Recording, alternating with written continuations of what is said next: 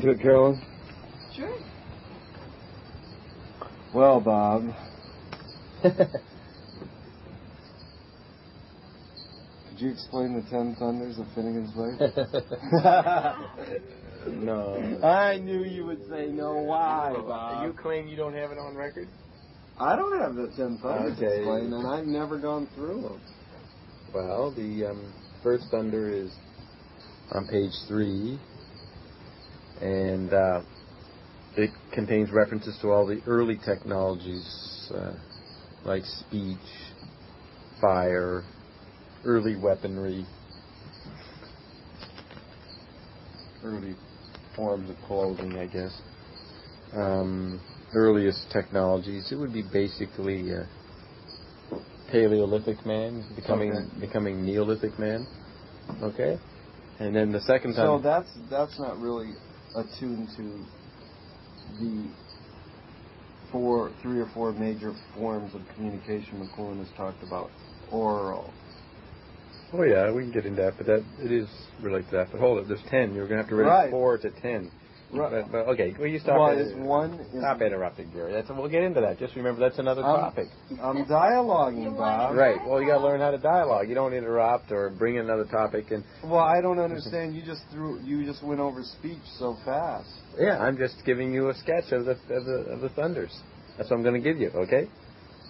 So but it doesn't include. So the first thunder does not include written or electronic.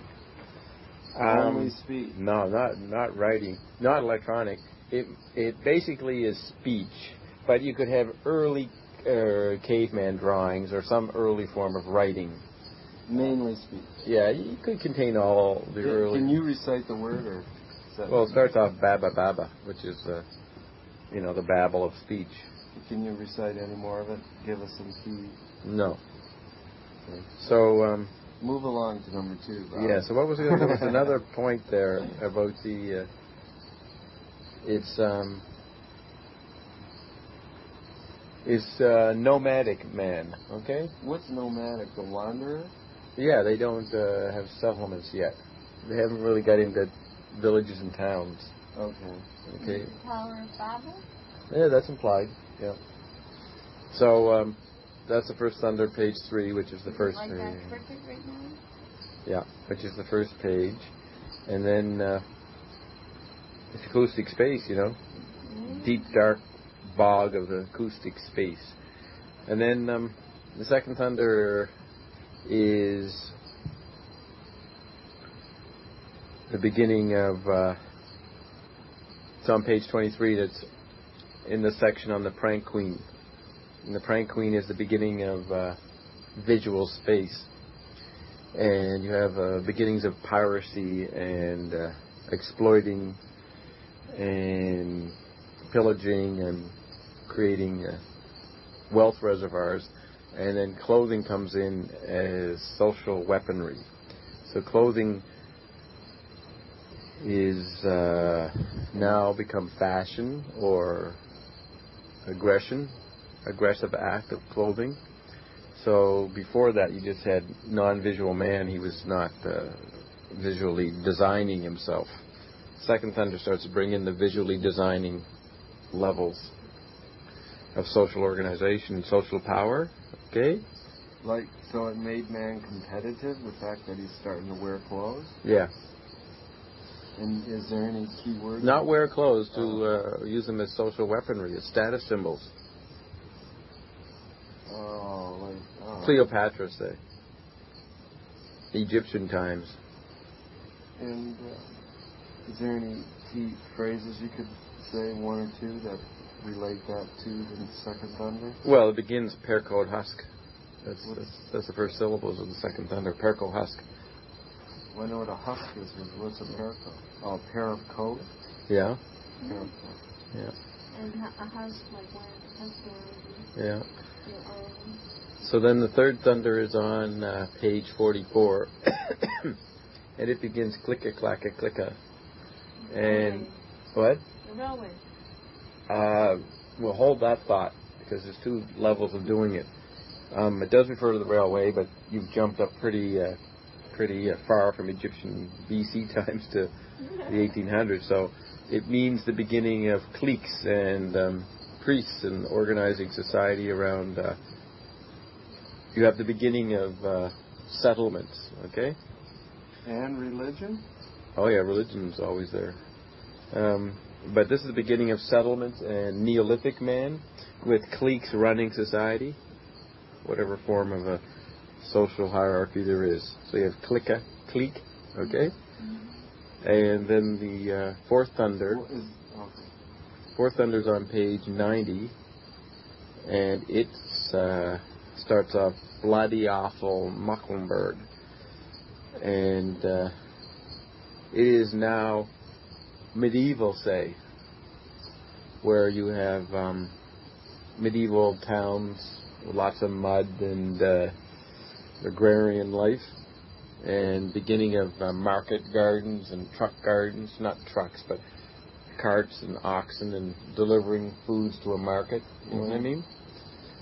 And so the wheel is the extension of the foot? Yeah, the wheel has established itself in that situation. What's the words? What's the few words in this? Bloody awful Mecklenburg. B-L-A-D-Y, bloody awful, awful Machel. Bloody awful Mecklenburg. What's bloody referring to? Bloody, B-L-O-O-D-Y, is one of they refer to many things, but that's bloody, and then what's bloody awful Muckletown. Mucktown.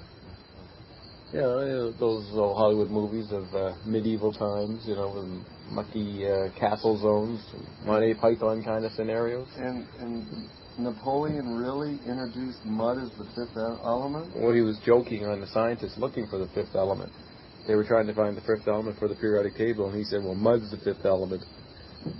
Is mud, what do you refer to mud as in your third album?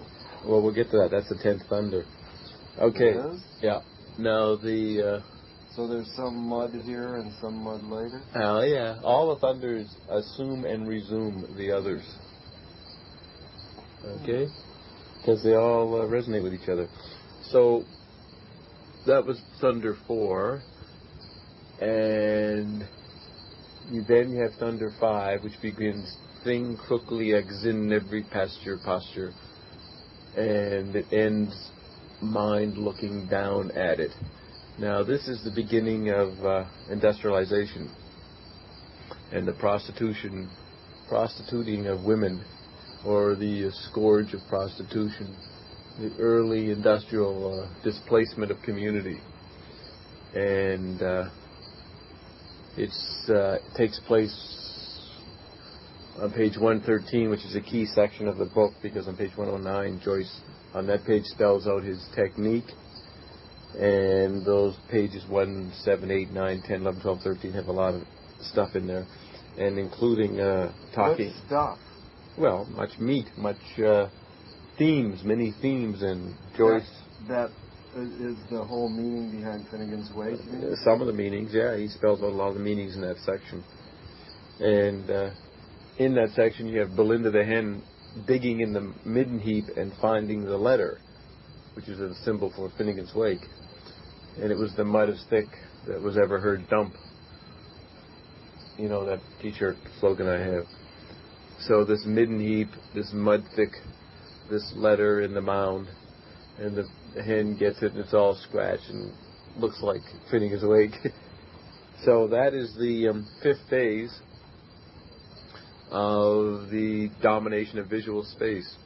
And that's the industrial age of the photo, the newspaper, photo and press, and assembly line reproduction. So Belinda the hen, who makes many eggs, lays many eggs, is a symbol for industrial man. Okay. So the first 5 thunders have taken you from Paleolithic man, move you through Neolithic, through medieval, up to industrial man, up to the 19th century. Mm-hmm. And then you have 5 more thunders. That last one, the 5th, is on page 113. Then you have a big gap. I mean, you had 5 thunders from page 3 to 113. You know, in 110 pages, you had 5 thunders. Then you have to go another 144 pages to get to page 257, where you have Thunder 6. And its opening words are Lacadorn. And it refers to the metamorphosis of visually biased man, the reorientation of visually biased man with the introduction of electric environments. The sixth thunder is... Wait. This is the sixth thunder you're defining? Yeah, page 257. But define visual. First of all, what you mean or what he means by visual. He means visual man is controlled by woman. It's controlled by matriarchy, and it's symbolized by the prank queen. I mean, during visual man, as you get more and more into the visual phases, man takes over and becomes a patriarchy. But really, woman controls him. And woman is a symbol of visual space. He is visually hypnotized. He is fragmenting and separating his extensions of himself to create leading up the Industrial Revolution. Then, but can you define visual space? Because sometimes people are misled by that term. Well, it's an extension of the functions of the eye. Okay. Which fragments, separates, and rips and tears, as opposed to the ear, which is implosive and unified. And the symbol of man under Crank Queen rule is Humphrey Chimpton Earwicker, who is the man who has the initials HCE, and he is an egg. Here comes everybody. You're right. And here comes everybody is like the visually homogenizing of all man. That was extremely developed in Gutenberg Galaxy from 1500 to 1900. Okay. So the phases of the Prank Queen visual space controlling the new womanly man, which is HCE, Humphrey Chimpton Earwicker. He's an egg who has been broken. He's Humpty Dumpty who has fallen off the wall. The wall is another metaphor for visual space. The wall is the beginning of removing people from the nomadic, acoustically oriented first thunder phase of technology through the later technologies where people get walled into little settlements, then villages, then towns, with the castle wall around it. Mm-hmm. So the wall is the extreme development is a symbol of the extreme development of visual man, a man with borders, with a center and a margin. So Humphrey Chimpton Earwicker, who was a organic, holistic, complete egg man back in the Baba phase of the first thunder, in the dark of acoustic space. He lived in primordial emotion of fear and sensitivity and ESP. As he gets more visualized, you crack the egg. So Humphrey Chimpton Earwicker falls off the wall, right? All the king's men and all the king's horses couldn't put him back together again. That's all the failed religions and politics and ideologies and superstitions and concepts that ruled man in that period, but in the end could not put Humpty Dumpty back together again. What put Humpty Dumpty back together again is outlined in Thunder 6 to 10. You're still on 6 though, right? Yeah. I was just giving you an overview there of explaining visual space. So, and did you give us some words from number 6? Yeah, Luck Adorn, page 257. Luck? Lock doors. Lock doors. Now what this means, the sixth thunder is going to give the general pattern of the reconstituting, putting together, reunifying of Humphrey Chimpton Earwicker, the egg. All right? And in this case, the egg is put back together environmentally with the electric retrieval of acoustic space and the final extension of our central nervous system, which is tactile, and the extension of the holistic form of the tactile sense, which is electricity. And that integrates Humpty Dumpty back together again. And when Humpty is back together again, he's no longer controlled by the prank queen. He's no longer hypnotized by visual space. You can even see puns on prank queen hypnotizing in Finnegans Wake. You can see puns of the prank queen hypnotizing Humphrey Chimpton Earwicker, that particular word used by Joyce in Finnegans Wake. I think it's hypnotized, a pun on make happy, hypnotized. So It's a cross. It's like a combination of hypnotizing someone with happiness. Something like that. I'd have to get the actual quote. And so the sixth thunder is a transition thunder, which leads into 7, 8, 9, and 10. Which briefly, 7 is the beginning of the radio, telegraph and radio era, the first electric technologies. Word. Just a minute. Oh. Word? Well, give me the words. No, I'm just giving you an overview to go back to explain number 6. Okay. So 7 is radio. Number 8 is the wedding of sight and sound, the silent movie with the radio talkie, the radio soundtrack, the radio acoustic space. So you have the integration of sight and sound again. Mm-hmm. And that's Thunder 8. Thunder 9 deals with the technologies of the airplane and the automobile. Mm-hmm. And Thunder 10 is the thunder dealing with television. So those are the last 5 thunders. But number 6 gives the general pattern of the metamorphosis caused by these electric technologies I just ran through. It is the thunder of exits and entrancings on the Phoenix Global Theater. Phoenix is a pun on the Phoenix Playhouse, is the term used in Finnegans Wake, and it's a pun on the phoenix, the bird phoenix, mythical bird that consumes itself in fire and then is reborn. You know that bird? Well, I'm learning it. Yeah. So the pun on the phoenix myth is the reconstitution of the electric environment, which revitalizes the Phoenix Theater. An electric environment is basically a fire environment, an environment like the element fire.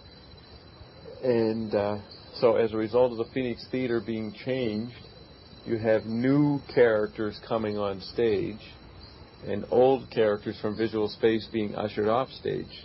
Okay? Mm-hmm. So you have new entrances, or entrancings, right? Entrancing figures that entrance. Mm-hmm. And you have new exits. And it's a time of tribal retrieval, occult retrievals, and revolutions. He makes a lot of the Russian October Revolution of 1917 in this section. And it revolves around Buckley, the soldier who shoots the Russian general. But the Russian general is a pun on the technology of movie rushes and the world of the movie and the camera, which is the rush in general, or the masked man. It's a variation on Here Comes Everybody. It's a masked man which is shot by the sniper, and the sniper is the symbol for the camera projector onto the screen. Anyways, that's one of the multi-levels. So in Thunder 6, which begins Locked Door, you have the closing of the old theater. Okay. And you have the beginning of the new theater, which is locking down mythic stages, I call it, or retrievals of previous media, previous happenings, previous historical events, previous styles of culture, and these lock themselves down in the electric metamorphosis and battle with each other. They fight the Battle of Jericho. Mm-hmm. So the Locked Door on page 257, the Sixth Thunder, gives the style of endless replays and tribal replays of the collective unconscious, of aspects of the collective unconscious, as figures, as actors on the new global theater stage. Okay? Uh-huh. So then Joyce goes through the various electric technologies as they arrive, and he begins in Thunder 7 with the words both all characters, or it's both all choractors, or both all choractors. What you have is that both the ancient visually spaced dialectic, the dialectic of visual space, now is subsumed in the electric tactility, so that what was polarized dialectic becomes both ends of the pole. They flip-flop. Mm-hmm. So Shem and Shan, the two sons of HCE, are twins. Mm-hmm. And so they're both capable of all characters, or all spectrum of the human anthropomorphic dimension. Uh-huh. So this is the effect of radio, telegraph and radio. And I can't remember if I think it's the seventh thunder or the eighth thunder. He ends off saying, "Man's turn up." It's now man's turn up. And man has been freed from the control of woman, or the control of visual space. See, in the visual space period, men looked like they were controlling, but they were controlled, hypnotized by the extension of visual space, which is symbolized by the prank queen or the woman who numbs man in the visual space era with her nudity or with nakedness. So this is like Freudian, the mother and the Oedipus and all this stuff is an approximation of the technological causes that Joyce lays out of how visually biased man was controlled by woman. But when the electric environment makes everybody discarnate, and Joyce uses the word discarnate, Finnegans way, when electric environment makes us out of the anthropomorphic polarity, in a sense you could say the polarity is between the male and female. And when both become all characters, the male and female become interchangeable. The male and female anthropomorphic images are interchangeable. And that's the turn of the 20th century. And so you have characters like Duchamp running around in women's clothing, right? And that was pretty outrageous. And Oscar Wilde and these guys. So the beginning of the sexual revolution happens with the turn of the century when the electric age of telegraph and radio moves in. What's the relationship say? Was Oscar Wilde one of the first guys to do this? Well, he was well known. He's a publicist for the gay life, right? But was he actually gay? They say he was.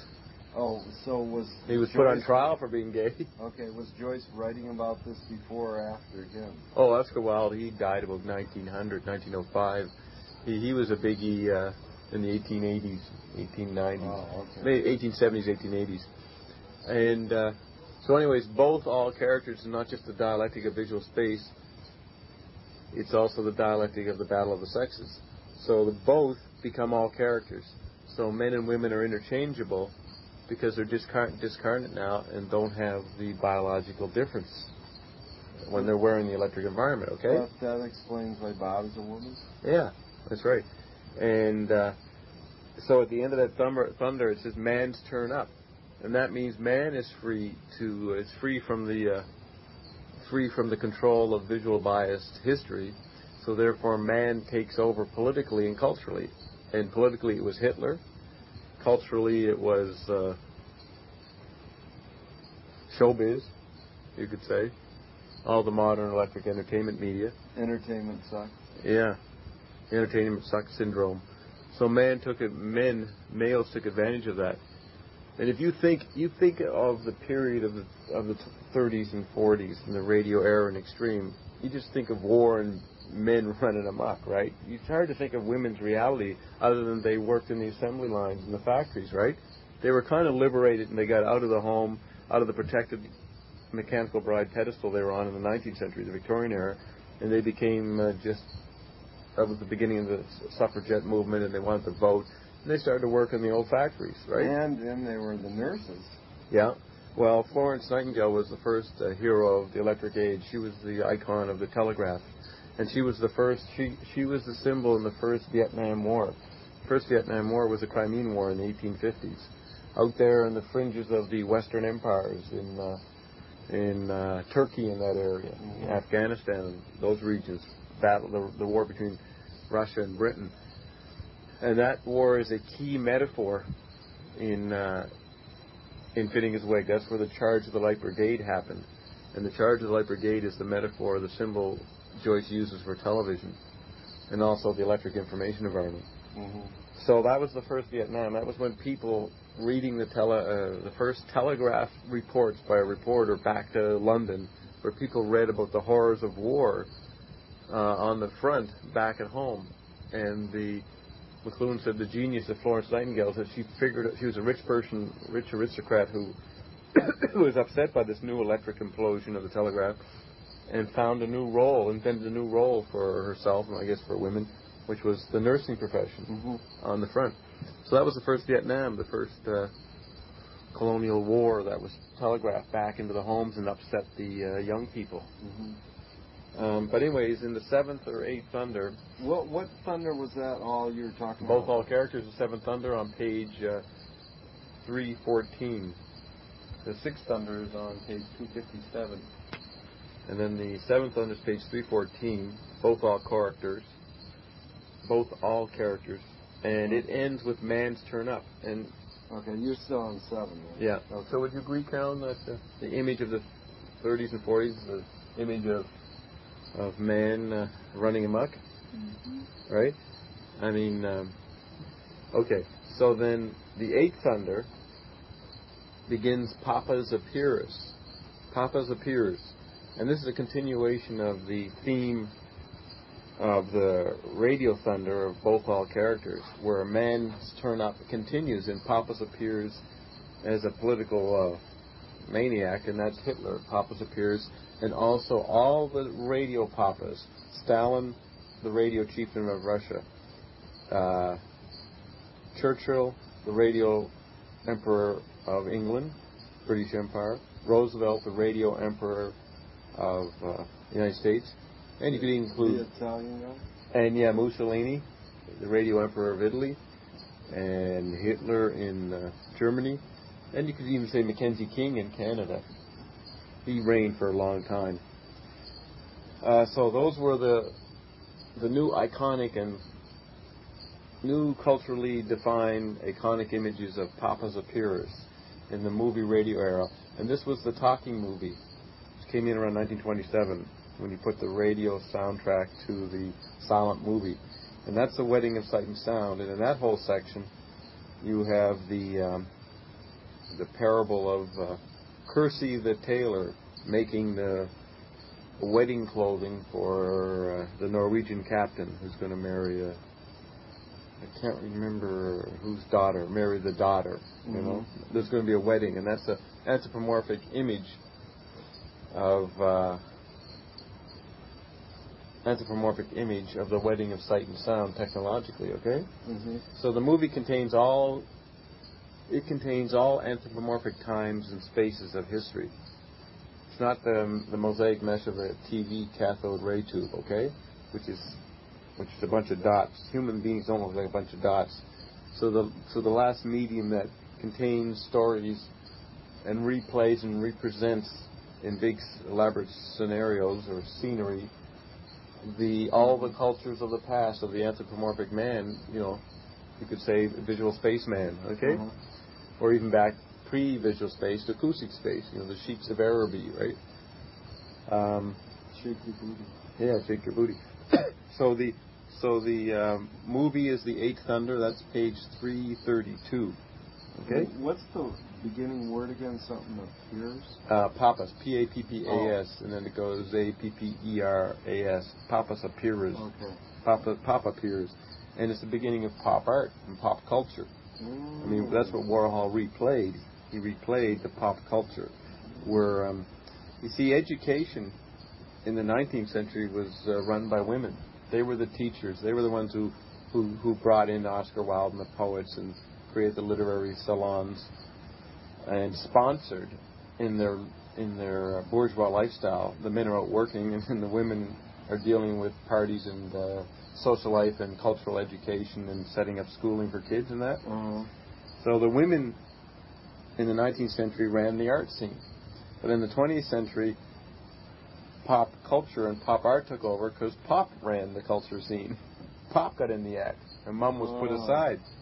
All right, so that's the real meaning of pop art. It was a hidden ground in before World War II. Isn't that neat? Does Andy Warhol know that? No, he doesn't know that. He didn't. He wouldn't tape Marshall. You know what I mean? Yeah, but some of those pop artists must know that. Well, there might be. Well, do you know of any? Let me tell you something. Do I know of any? Like Rauschenberg or any of those. Some of those guys could have read Joyce. No, here's what they read. The pop art scene showed up in the middle 50s when they started to do it, and then it kind of became popular, and 10 years later in the early 60s, all right? But the very first pop art exhibit, named by either Clement Greenberg or Harold Rosenberg, you know, the famous art critics of the 50s and 60s, you know them, right? You know Rosenberg and Greenberg. That don't ring a bell, but go ahead. Anyways, that's what you study when you study modern art history. You read their writings. And one of them named the first pop art artifact, or first pop art exhibit, was Marshall McLuhan's Mechanical Bride. Came out in 1951. He was the first to present ads as pop culture. And then, as McLuhan pointed out... What's your source on that? Oh, I know. Well, I've read Rosenberg. I know he said it. And I know which book you're talking about exactly, with the pop can with like the little lips on it. I'm not sure. Yeah. Okay. I mean, it might have been Greenberg. I don't know which said it. But the interesting thing is that in his last interview we have on tape, very rare interview, Marshall talks about popular culture. This was done in 1979, and he pointed out that all the great artists, or the successful artists of our time, came out of advertising agencies.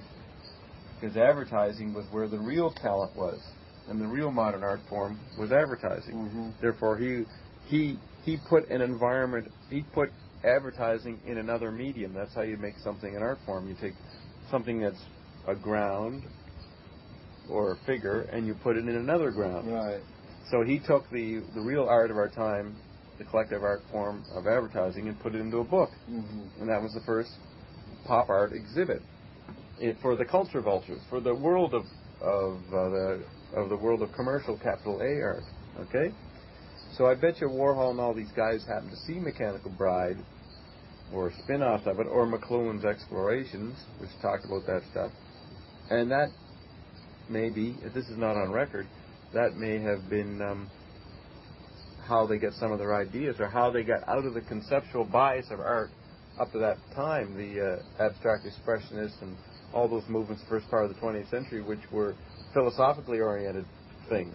Mm-hmm. Whereas Warhol took the ultimate, what was called cliches, and put them in the museum, which was outrageous at the time, right?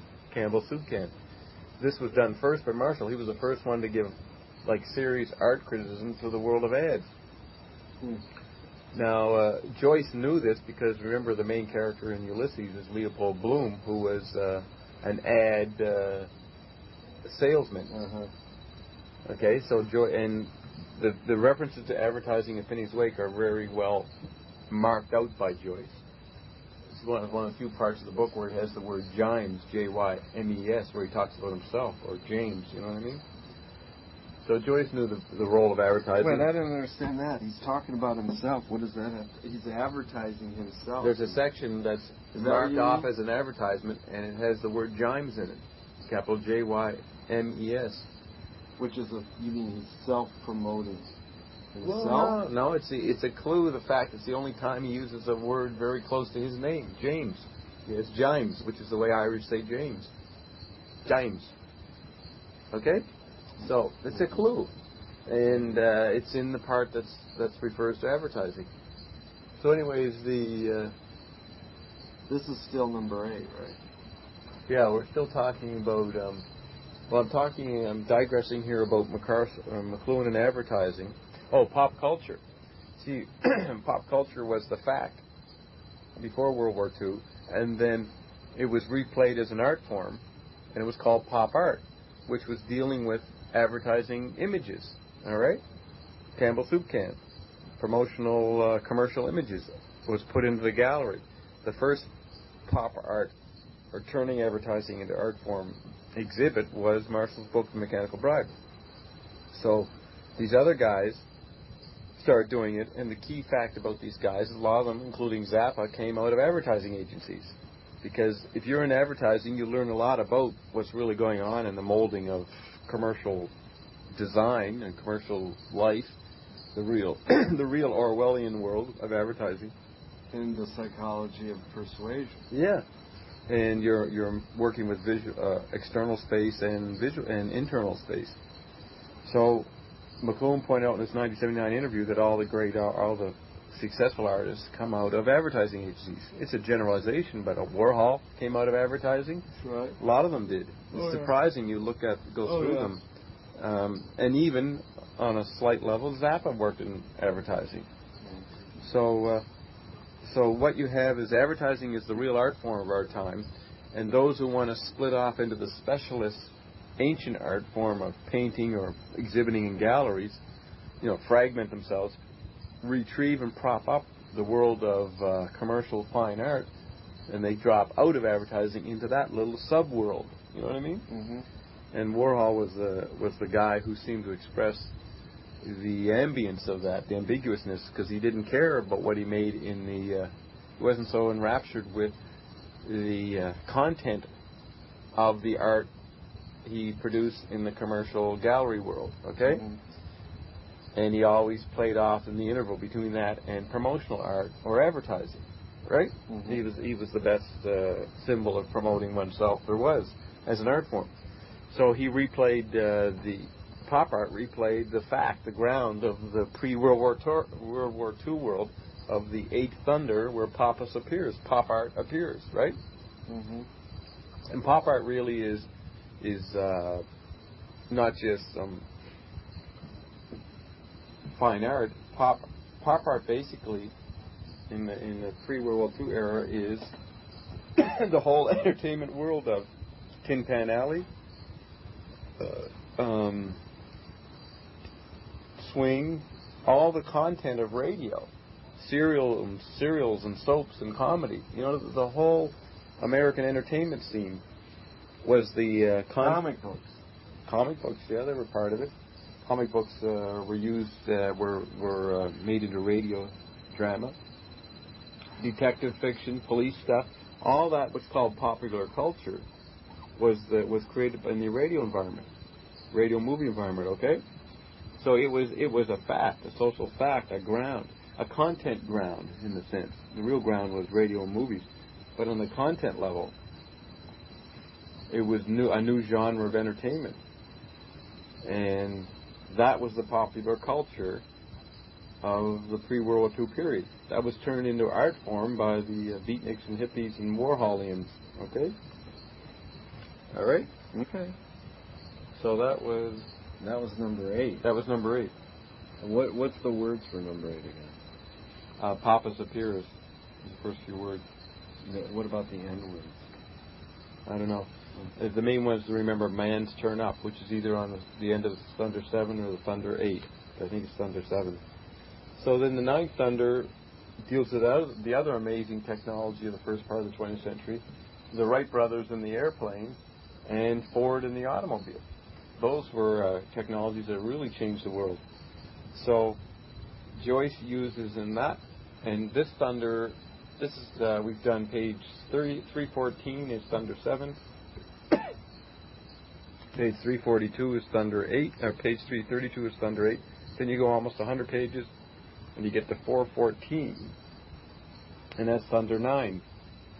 And Thunder 9 is the one about the car and the plane, and it begins with the words hasten, hasten, kaffen, coffin, which means the haste and rush of urban life in the early part of the 20th century, when the automobile came in and when the airplane came in, creating auto exhaust pollution, coffin, creating death on the highways or on the roads, creating the death of the mafia starting to take over in the cities, and creating the coughing of smoking, the coughing of the automobile engine, and the caffeine coffee world of the cities. Okay, so the rush and speed and death of the cities brought in by the car and the airplane is in the first four sections of the Ninth Thunder.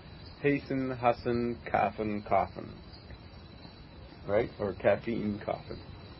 Okay, wait. Let's break. The Ninth Thunder is hasten, hasten,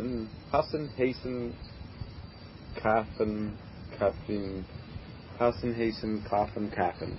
Or hustle, haste, much haste. Waste and you end up in the coffin. Yeah, haste makes waste, you end up coughing from your caffeine, and you end up in a coffin.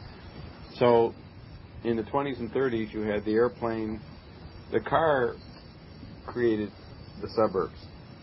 So the car turned the city into a ghetto and created suburbs. Then the airplane went around both the city and the suburb, making both ghettos. So the cities were in the period of crisis. This is when the gang wars were running amok. The city was obsolete, so the gangs took over the clubs and the entertainment and the politics and the liquors and the entertainment consumables. So Joyce, and this is on page 414. So Joyce uses the fable just after the Thunder 9 on page 414, around page 418 and 419. He has the fable. He does a synopsis of the fable of the ant and the grasshopper. And the ant is the car, and the grasshopper is the airplane.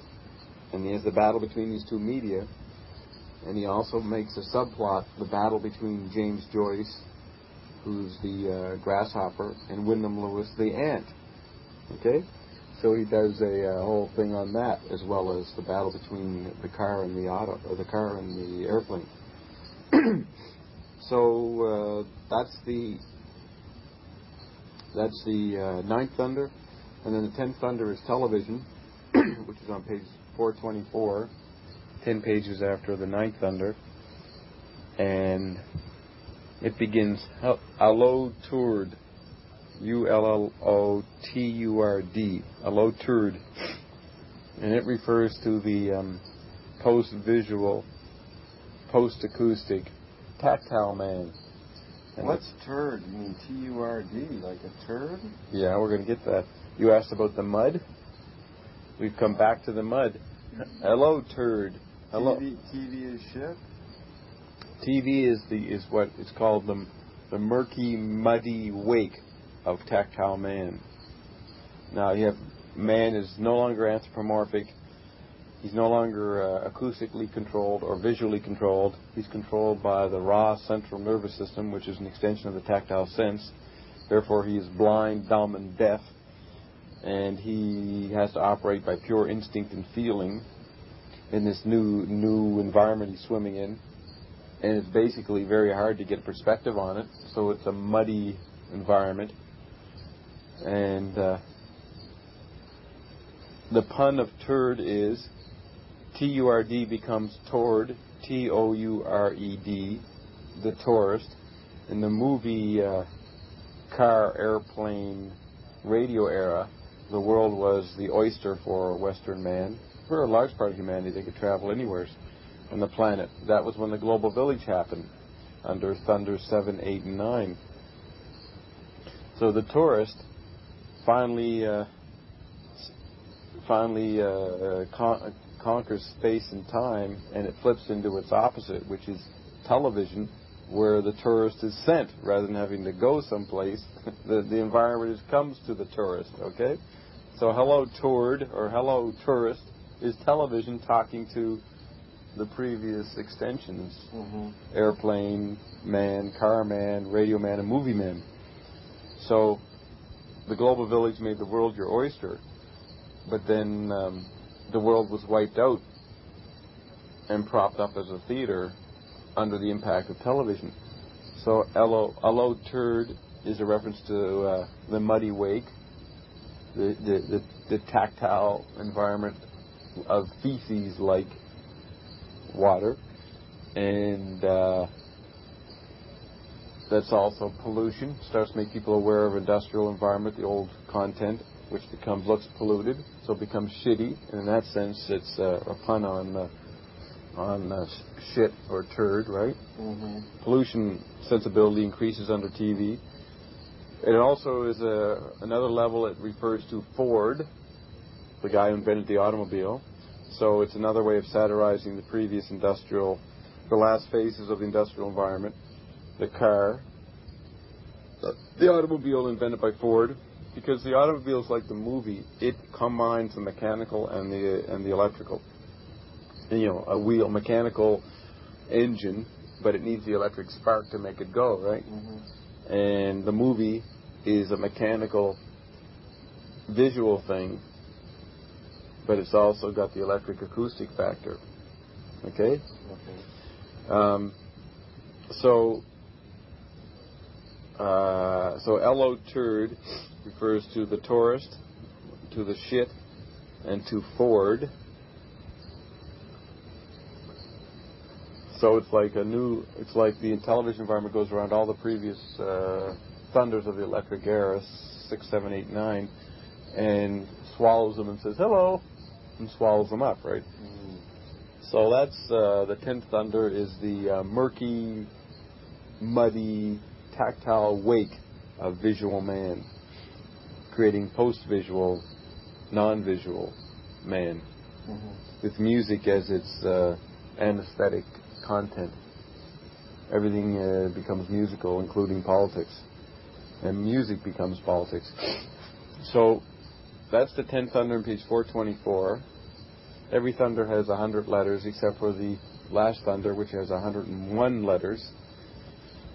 And the next paragraph after the statement of the 10th thunder has a character saying, "There's that 100-lettered word again."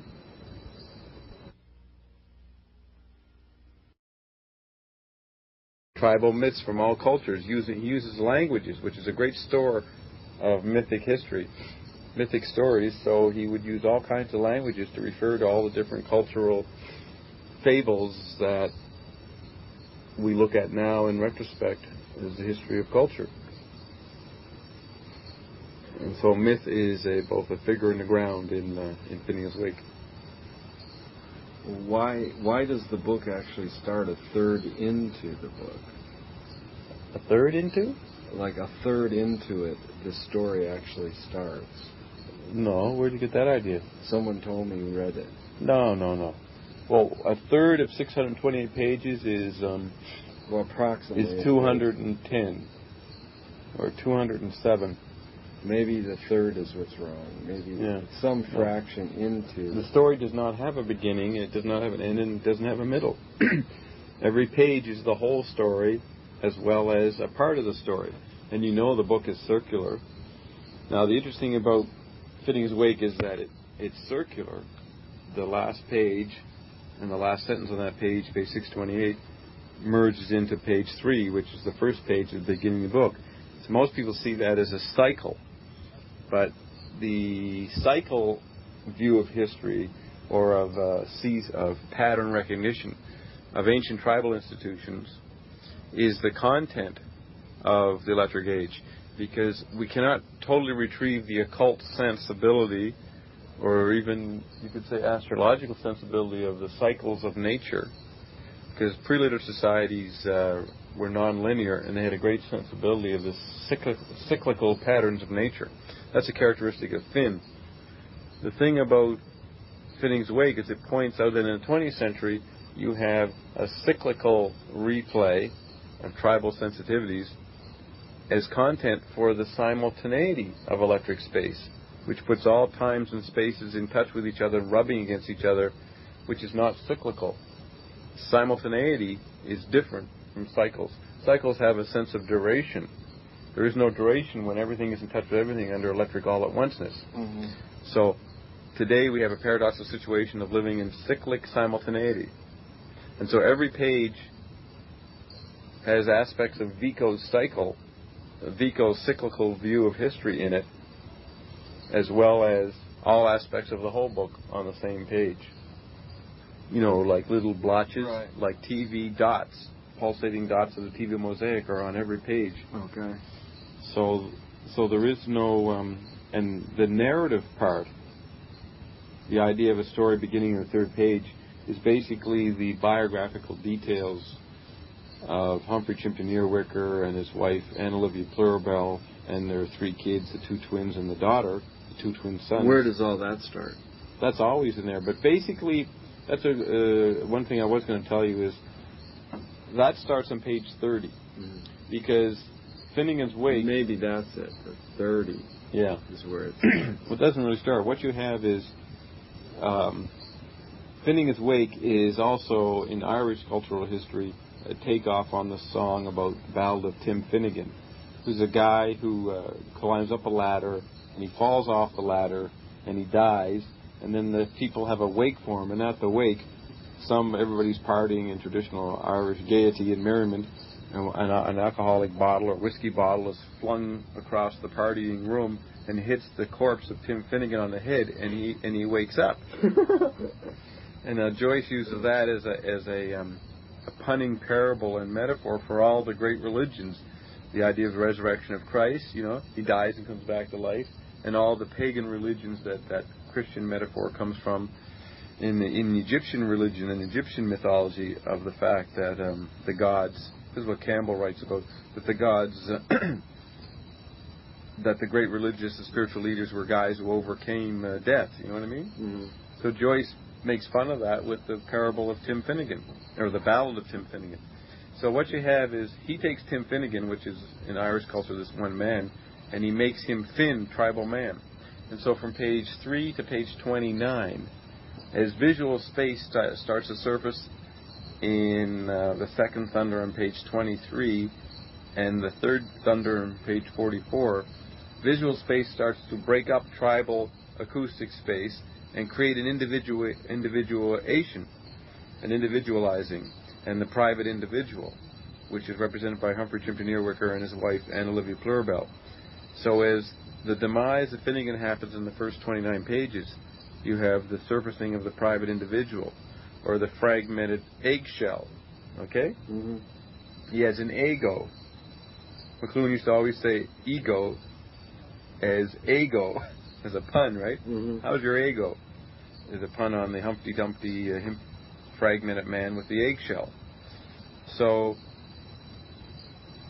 Humphrey Chimpton Earwicker surfaces in page 30, and you have the whole story of from page 30 till 125 is the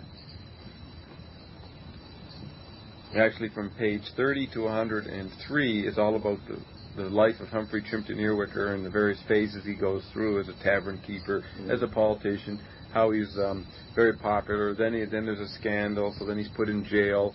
Like all political leaders of the 20th century, they always end up as terrorists or in jail at one point in their political life, like LaRouche, right? Mm-hmm. So he's in jail, and then he goes through a trial, and then he resurrects, he escapes from jail. And there's all cross-cultural linguistic parallels with other cultures, with this one character, this one figure, Mm-hmm. So you're talking about all different kinds of individuals in history. And so he dies and he resurrects. So he replays the ballad of Tim Finnegan. And but on page 104, you begin to hear about his complement, Anne Olivia Pluribel. And 104 to 125 is all about the manifesto and the letter of Anne Olivia Pluribel, which is Finnegan's Wake, which is written by Shem, the creative dirty little son, the outcast, but is delivered by the shining perfect boy Sean, his twin brother. He's the mailman. So Anne Olivia, this is the letter that is written, or sometimes interpreted as a letter that the hen found. But Shem writes it, and Sean delivers it like entertainment sucks. You have a song, Nancy Wilson is a good singer. She has to go through the medium of the mafia, which is the bureaucratic management of entertainment, the money level, which is represented by Sean the postman. And Sean claims that he wrote it. And Shem is the one who wrote it, and he wrote it in relationship with his mother. It's interesting that the traditional idea that the artist is inspired by the muse, which is a female goddess. So there's a close relationship between Anne Olivia and Shem. And Sean is the dream of, is the apple of HCE's eye, right? He's the perfect, successful citizen. And then you have the flirty, silly daughter, Issy. All right? And Issy is a metaphor for all kinds of things. So, so that's how Finnegan's Wake. Finn dies before page 30. Tribal man dies as prank queen controlled man, womanly controlled man, the matriarchy controlled man of HCE surfaces, visual bias, leading up to the fifth thunder. There's no Finn. But when you get into the thunders of, after the 10th thunder, on page 424, that chapter ends on page 428, and then from 429 to, let me just think, 429 to 589 approximately, 590. So from 429 to 590, you have the gradual reemergence of Finn, and Finn returns by the last 100 pages of the book, and Finn has come back as a tribal content under the TV effect, and HCE disappears. As a matter of fact, there's a long ham radio put-on section where these ham radio guys are talking, but it's also presented as a seance, where originally, and this is part 3, there's 4 books in Finnegans Wake, and book 3 is all based around Sean, the 4 phases of Sean. So Sean has 4 chapters in book 3, which goes from page 403 to 590. And as Sean represents his father HCE and goes through these various postures and gets pummeled because he stole Shem's letter, eventually the four masters get past Sean, and they actually get contact with HCE, because in the Sean book he's riding on his great father HCE, Humphrey Chimpton Earworker's reputation. So everybody wants to find out what Humphrey Chimpton Earworker was like.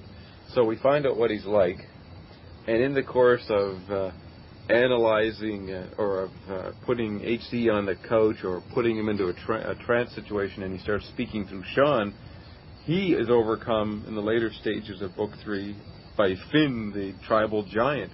And Finn comes booming through, causing all kinds of earthquakes and revolutions. Okay? Mm-hmm. And so Finn is retrieved. So you go. So HCE, or the story part of the book, in the sense you deal with an individual and a bunch of characters. Right. That goes from page 30 to, say, 500. Uh-huh. But then that's swallowed up. Okay, Carolyn? Well, Bob, why do you think, what was the motivation in his structuring it so alienating to the normal storytelling tech? Okay. Why didn't Joyce make a nice effort to communicate? Yes. Right. You know why he didn't, Carolyn? Because in the electric age of information overload, or of excessive communication, where everybody's trying to communicate and technologically does communicate with everybody to the point we're all extrasensorily, telepathically in touch with each other, the only anti-environment stance you could take would be a massive effort of non-communication in the age of communication. And that's why Marshall McLuhan once said at a conference of therapists, and because I heard this from a psychiatrist on the radio, he was shocked. He was at some seminar and McLuhan was there, and McLuhan said that in our time, our goal is not to communicate. And this psychiatrist, who makes a career and money out of communicating with his patients on a therapeutic level, was shocked by this, and he said, I think McLuhan was totally wrong. Today, the problem is people don't communicate enough, you know, that cliche, and we need to communicate more. So you can see which point of view is more long-lasting. We're now sick of people communicating with each other. We don't listen to talk shows. We don't care about them. It's all silly entertainment suck zone. And Marshall and Joyce are right. The real anti-environment and staying power posture is not to communicate, or to develop a way of communicating that makes you aware of the process of communication. That clarifies things. Then you're saying often that Joyce, in actuality, invented rock and roll. No, I said his book predicts rock and roll and the rhythms of it, and the mechanical, tactile music of rock and roll is what Finnegans Wake is written like. If you just take glances at it, it's rock and roll in print. I mean, there's so much grunting and syllables and chaos, and I mean, you could take the 10 thunders, or each like 10 electronic screeching guitar notes or guitar chords, right? Feedback. Yeah, feedback. And they do feedback because every thunder assumes and resumes the other thunder. So, and it's a resonating echo chamber. Echo land is a phrase used all the way through Finnegans Wake. It is really a rock and roll's echoing, the whole psychedelic echoing effect of electrified music, which he didn't have access to, is the style of Finnegans Wake. You know what I mean? Isn't that amazing? Gonna rain? Look out, Jerry. We ended with a thunder and a rainstorm, which is what each thunder is in Finnegans Wake. It's a stormy night, right? Well, I was going to say, talk about River Run in the metaphor of water. Oh, yeah. Well, all of nature is metamorphized in Finnegans Wake. But the water, were just thunder and lightning. Joyce said that he was trying to awake from the nightmare of history. And so the Finnegans Wake on one level is a man dreaming during a night. He dreams the whole history of man. He's part of it's a nightmare, and he's got all these thunders and noises and rainstorms going through his dream, which we're hearing right now. Till the end of time, though, is Finnegans Wake predicting man will man ever end? No. It doesn't end. Remember, it doesn't end. And Finnegans Wake does not end with a period. Right. So Finnegans Wake. But what's interesting, a few lines before the non-ending ending on page 628, it says, "End here."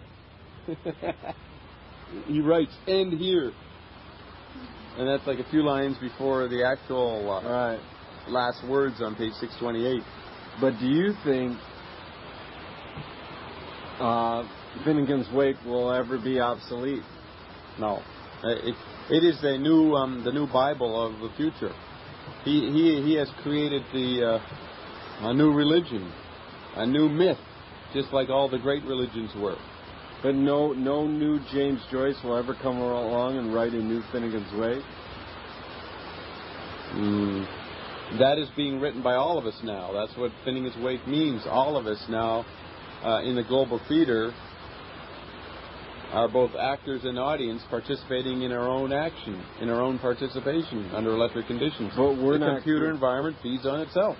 But we're not going to create a... Here comes everybody. Everybody becomes... Because you don't need visionary awareness or extraordinary talent to provide content for the electric environment, which creates endless diversity and unity at the same time. Right, but... So finally, man is no longer controlled. He's free to co-create and become like a god. But we're not going to have a book that can be passed down. No, that book is Finnegans Wake. That's an endlessly regenerative book. Okay. There's millions of personal users' content experiences you can get out of it. Will man ever be able to read it? Yeah. If they come to Dobbs University. if they get the basic ground rules, which will help them not be so alienated from it, then they will learn to enjoy it and use it. Is it good that not a lot of people can use it now? No. Might be able. More people should use it, and they're just lame because they're not using it. Well, the problem is the electric environment is driving everybody crazy with too much pattern recognition to the point we know too much for what we're prepared to understand. So that's why we recommend turning off the electric environment for a little while so people can realize the drug they've been on that's given them the highest decibels of human consciousness and understanding and experience. So people have to realize the drug they've been on. And there was... Right, but my question was, should man be adapting to understanding Finnegans Wake? Of course, that's why I did my book. That's why I did my radio show. Your attempt, but you don't want people to buy your book. It's illegal. You don't want a lot of listeners to hear your radio show. I like to have a lot of listeners and people to read my book if they made the effort to understand it. It's just a guide to understanding. So a lot of people should have that kind of understanding. And their wanting it should come from inside them and not be a fake motivating. I don't care where it comes from. As long as they make an effort to understand. Yeah? There's another point I was going to make. You were saying making everybody understand. What was that? Repeat that question. Well, the question's sort of hard to verbalize. Just repeat what you said, because that'll remind me what I was going to tell you. There's another point there. Is it? Oh, yeah. And McLuhan wrote a letter to Playboy, which we feature in our third Perfect Pitch. The letter was written in 1970 approximately, where he says that the auditory imagination, which was a term used by and promoted by T.S. Eliot before World War II, is now a cliche awareness. That's because acoustic space is the content of tactile space. So auditory imagination is a cliche situation that offers no perception. It's archetypal. Cliche becomes archetype. The new hidden awareness, which people are not aware of, was the pattern recognition expressed by Joyce in Finnegans Wake. And he writes to Playboy in 1970 that Finnegans Wake has not entered the waking life of people in the 20th century. They are not aware of it. It's a hidden environment, it's a hidden organism, a hidden nutrient, a hidden guide to media ecology, just sitting there waiting to be understood. That's why, people like Doug will just read Ulysses. They can't handle, they don't know how to get into Finnegans Wake. And so, are you here to promote Finnegans Wake? Yeah, I'm a Finnegan. I'm here to point out what has been achieved. So at your funeral, we should whip a bottle at your head? No. I won't have a funeral. I knew that was going to... Yay! Bob, it's just been declared. Bob will never die. He's just been declared immortal. But what I'm still trying to say, I mean, if you had $1 zillion, would you promote, buying Finnegans Wake on the Home Shopping Club on TV? Oh, yeah. These guys. Oh, I would you promote. Feel that your mission could get people to read Finnegans Wake? That's one of my missions. You got to understand that part of the message of Finnegans Wake is that it's a vast mirroring of nothing by nothing, because the whole point of Finnegans Wake is that the last word of perfect language, television and the modern electric environment, is the means to wake people up. And Marshall explained that. The multiplicity of the media experiences we have today will alienate man from identifying with any particular medium, so that he will finally get detached from the hypnotic effect of each medium. So the multiplicity of mixed corporate media as an art form is what's creating the collective consciousness of today. And so I don't have to get people to understand Finnegans Wake. That is being done by the electric environment. The problem is that they cannot see that. They can understand it on a non-visual sensory way, but they don't know how to retrieve their visual sense, which is what is on page 52. Television kills, telephony and brothers broil. The eyes demand their turn, let them be seen. Finnegans Wake retrieves visual space and shows you how to see the electric Esperanto that has made everybody collectively conscious. Put that in more layman's terms. Well, what do you mean? Well, you use all these big terms, no one would understand what you Well, it's not hard to understand the word Esperanto. You hear the word, you look it up in the dictionary, and you say, oh, that was an attempt to make a universal language. You got to do a little thinking. I know, but you said television kills. Well, that's page 52 of Finnegans Wake. This is an actual quote by Joyce. He's laying out what the book means. He says, television kills, telephony and brothers broil. What's telephony and brothers broil mean? Telephony is telephones, and brothers, it's like Cain and Abel. Brothers broil. Broil means a fight. Okay. So Cain kills Abel, in brothers broil, and brothers fight. But that's an anthropomorphic view of reality. A technological view, as extensions of us, is television kills telephony and brothers broil. It's like a newspaper headline. And then it says, the eyes demand their turn. So he's pointing out the senses. He's pointing out the television is not an extension of the eye, and how the human organism, collectively or unconsciously, when a new environment comes in, demands a rebalancing of the sensory structure. It's called sensory closure. And sensory closure is the eyes demanding to be rebalanced with the tactile mesh of television, or to have a function within it. And different cultures express their particular bias in sensory closure in relation to the TV environment. So television kills telephonium brothers brawl. The eyes demand their turn. Joyce then says, let them be seen. So the way to have the eye be seen is to have the eye as an ear, which is what happens under TV conditions, and to express it via the visual eye medium, the book. And so the book consists of a soundtrack separate from a visual track. What you see when you read it is different from what you hear when you read it out loud. So he has found a way. He has solved the modern geometric problem, modern mathematical problem, the scientific problem that scientists don't even know is a problem yet. He has solved the problem of the 20th century by figuring out how to write a book with the keys given. It's on the last page. The keys to the book are given to you. And also learned how to revitalize the medium of a book itself.